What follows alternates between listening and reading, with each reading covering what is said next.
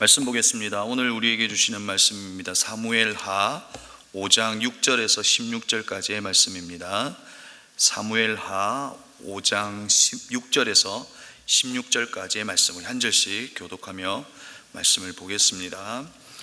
다윗 왕이 부하들을 거느리고 예루살렘으로 가서 그 땅에 사는 여부스 사람을 치려고 하니 그들이 다윗에게 말하였다. 너는 여기에 들어올 수 없다. 눈먼 사람이나 다리 저는 사람도 너쯤은 물리칠 수 있다. 그들은 다윗이 그곳으로는 들어올 수 없을 것이라고 생각한 것이다. 그러나 다윗이 시온 선성을 점령하였으므로 그곳의 이름을 다윗성이라 하였다. 그날 다윗이 이렇게 명령을 내렸다. 누구든지 여부스 사람을 치려거든 물을 길어 올리는 바위 벽을 타고 올라가서 저 여부스 사람들 곧 다윗이 몹시 미워하는 저 다리 저는 자들과 눈먼 자들을 쳐 죽여라. 그래서 눈먼 사람과 다리 저는 사람은 왕궁에 들어갈 수 없다는 속담이 생겼다. 다윗은 그 산성을 점령하고 나서 그 산성에 살면서 그 이름을 다윗성이라고 하였다. 그가 성을 쌓았는데 밀로에서부터 안쪽으로 성을 쌓았다. 만군의 주 하나님이 다윗과 함께 계심으로 다윗이 점점 강대해졌다. 두로왕 히람이 다윗에게 사절단과 함께 백향목과 목수와 석수를 보내어서 다윗에게 궁궐을 지어주게 하였다. 다윗은 주님께서 자기를 이스라엘의 왕으로 굳건히 세워주신 것과 그의 백성 이스라엘을 번영하게 하시려고 자기의 나라를 높여주신 것을 깨달아 알았다. 다윗은 헤브론에서 떠나온 뒤에 예루살렘에 와서 더 많은 후궁과 아내들을 맞아들여서 또 자녀를 낳았다. 그가 예루살렘에서 낳은 아이들의 이름은 삼무아와 소밥과 나단과 솔로몬과 임발과 엘리수아와 네벡과 야비아와 함께 읽겠습니다. 엘리다와 엘리벨렛이다. 아멘.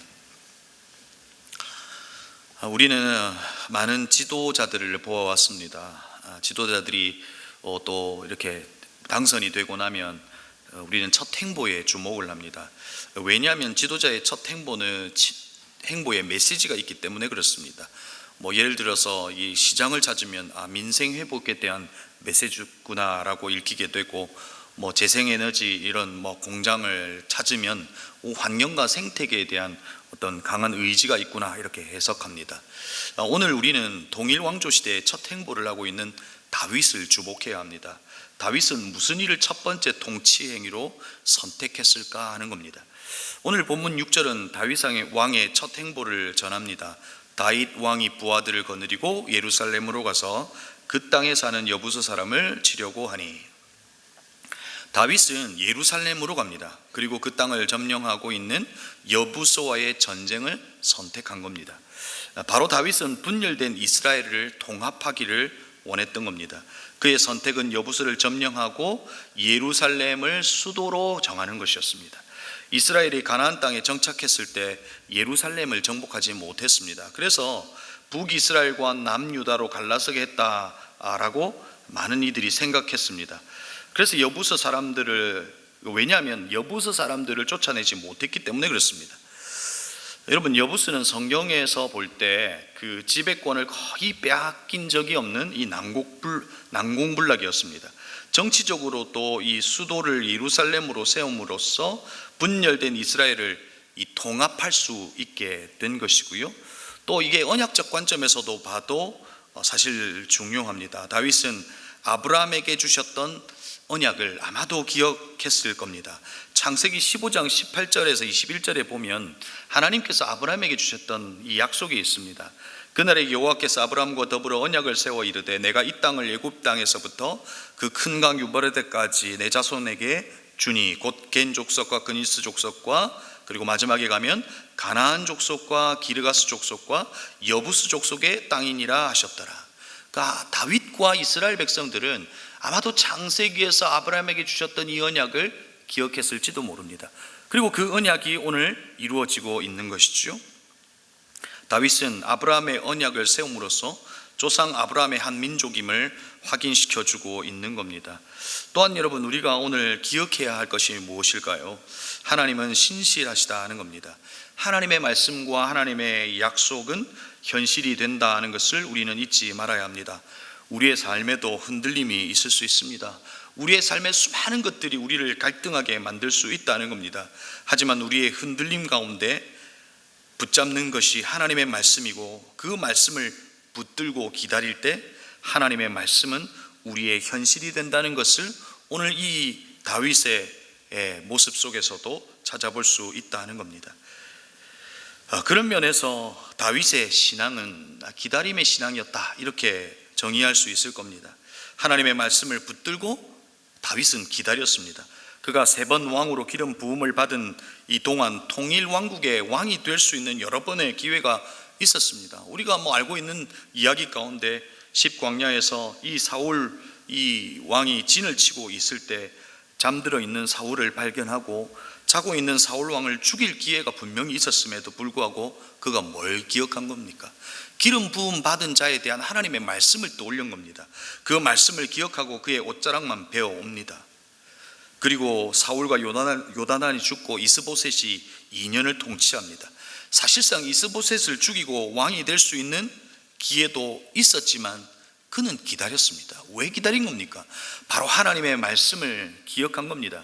그의 중심에는 하나님과 하나님의 말씀이 있었기 때문에 그렇습니다. 그 말씀 때문에 기다린 겁니다. 그래서 다윗의 신앙은 기다림의 신앙이다, 이렇게 말할 수 있는 겁니다. 그 기다림이 무엇을 경험하게 한 겁니까? 그 기다림이 하나님의 하나님 되심을 경험하게 된 겁니다. 사랑하는 성도 여러분, 여러분에게도 하나님의 말씀을 붙드시고 우리의 삶의 수많은 일들이 우리를 흔들어 놓을지라도 그 말씀을 붙들고 기다릴 때 우리의 삶에도 하나님의 하나님 되심을 경험하게 될 겁니다. 저는 청년들에게 이 신앙을 아웃포커싱의 신앙이다, 이렇게 이야기합니다. 여러분, 다윗은 다른 것을 보지 않고 오직 하나님의 말씀과 하나님을 보았습니다. 여러분, 아웃포커싱의 뜻이 무엇입니까? 한 곳을 주목하면 다른 곳은 흐리게 보이는 겁니다. 하나님의 말씀을 보고 하나님에게 집중하면 우리의 삶에 일어나는 주변의 모든 일들은 아웃포커싱입니다. 결코 우리의 삶을 흔들어 놓을 수 있는 중요한 일들이 아니라는 겁니다. 다윗은 하나님의 말씀이 중심이었고, 다윗은 하나님을 중심으로 삼았기에 주변의 많은 것들이 그를 흔들어 놓지 않았습니다. 오직 그의 말씀을 붙들고 나아갈 때 그 말씀이 현실이 되는 것을 경험했고 하나님의 하나님 되심을 경험한 겁니다. 여러분, 그 말씀이 저와 여러분에게 있기를 바라고 여러분 또한 그 말씀을 붙드는 그런 인생이 되기를 주의 이름으로 축복합니다. 계속해서 이야기 속으로 한번 들어가 볼까요? 여러분, 다윗의 첫 행보에 여부스 사람들이 조롱하죠. 눈먼 사람이나 다리 저런 사람도 너쯤은 물리칠 수 있다. 왜 그런 이야기를 하는 겁니까? 지금껏 정복을 당해본 적이 없습니다. 철옹성과 같은 여부스를 어떻게 점령했는지는 뒤이어서 나오는 말씀에서 힌트를 얻을 수 있습니다.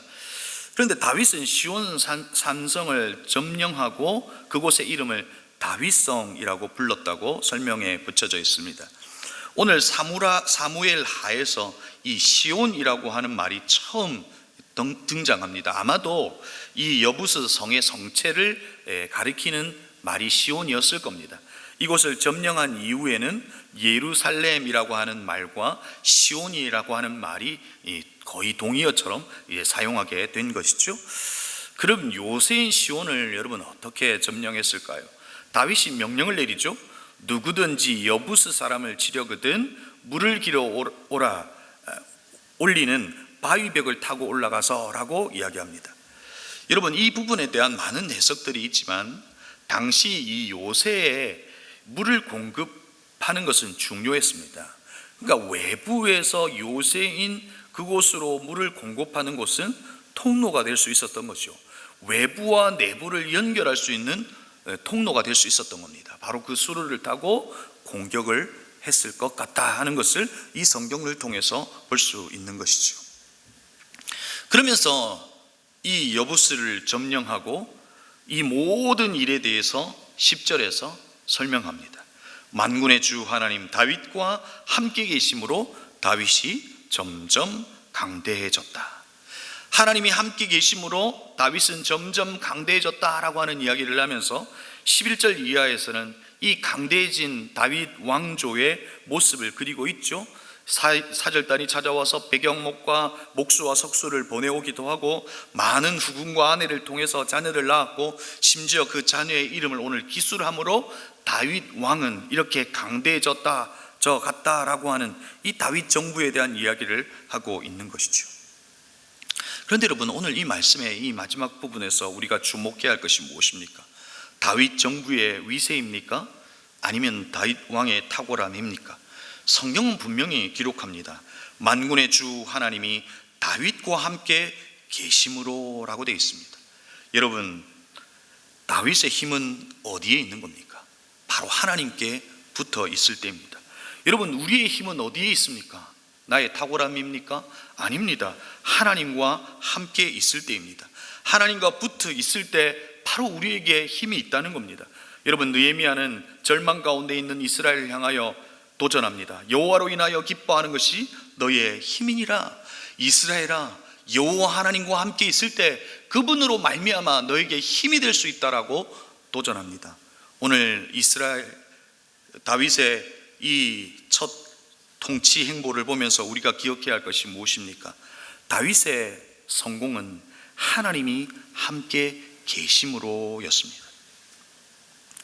사랑하는 성도 여러분, 저는 다윗의 생애를 묵상하면서 우리의 생애에도 무엇이 남을까 이런 생각을 해봤습니다. 여러분, 다윗의 생애를 우리는 다 알고 있습니다. 그의 생애를 돌아볼 때 그의 생애에 무엇이 남았습니까? 사랑과 진리만 남더라는 겁니다. 사랑한 이야기와 진리신 하나님의 말씀으로 살아낸 이야기만 남더라 하는 것입니다. 저는 저희 가정 가운데 최근 한 2주 가운데 좀 어려운 시간들이 있었습니다. 저희 장인어른이 이제 몸이 많이 좋지 않습니다. 올해 만으로 69세인데 몸이 좋지 않아서 이제 병원으로 실려가는 중에 심정지가 찾아왔고, 그리고 이제 한 10분이 지난 이후에 병원에서 이제 심폐소생술로 하고 지금은 이제 병원의 혼수 상태로 계십니다. 그런데 그 장인어른이 의식이 없는 상태에서 자녀들에게 카톡을 하나 보냈습니다. 그게 뭐냐면 이사야 53장의 말씀입니다. 그가 찔림은 우리의 허물 때문이요 그가 상함은 우리의 죄악 때문이라.